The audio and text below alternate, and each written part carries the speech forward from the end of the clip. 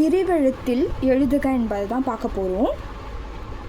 மாண்புமிகு துணை தலைவர் அவர்களே, தமிழகத்தில் உள்ள உணவு நிலைமையை பற்றி அவை முன் வைக்கப்பட்டுள்ள அறிக்கையில் உணவு பொருட்களின் இருப்பு நிலை மிகவும் சிறப்பாக இருக்கிறது என்று தெரிவித்து இருப்பது உண்மையிலேயே எனக்கு மகிழ்ச்சி அளிக்கின்றது.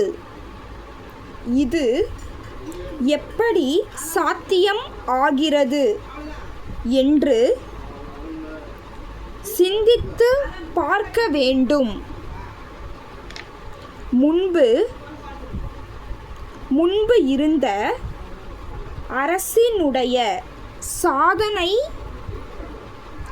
சாதனையின் விளைவு தான் இது என்று நான் கருதுகிறேன். ஏனென்றால் ஒரு நாட்டின் உண்மை நிலையை ஒரே நாளில் அல்லது ஒரே ஆண்டில் எந்த ஆட்சியாலும் சீர்படுத்திவிட முடியாது. நிலையான உற்பத்தியை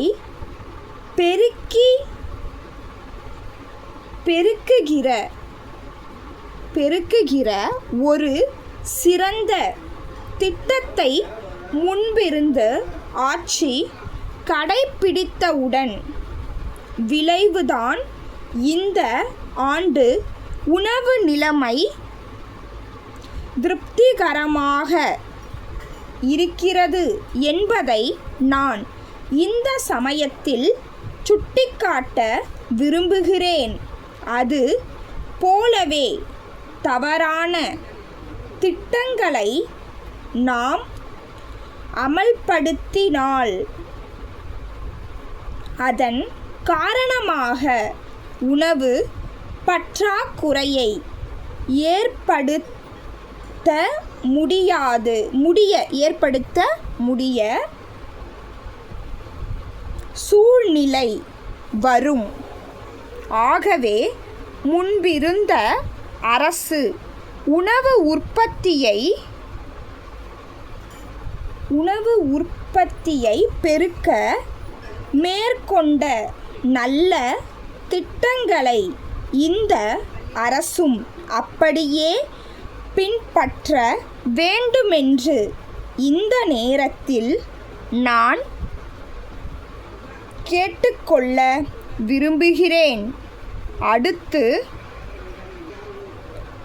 பொது பங்கீடு முறையை பற்றி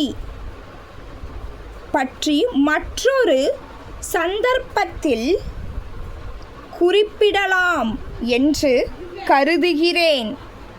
ஓகே, இதில் ஏதாவது நான் தான் மிஸ்டேக்காக சொன்னேன்னா நீங்கள் இதில் முன்னாடி இருக்க வேர்டையும் பின்னாடி இருக்க வேர்டையும் வச்சு கொஞ்சம் கரெக்ஷன் பண்ணிக்கோங்க. Thank you. Please subscribe my channel.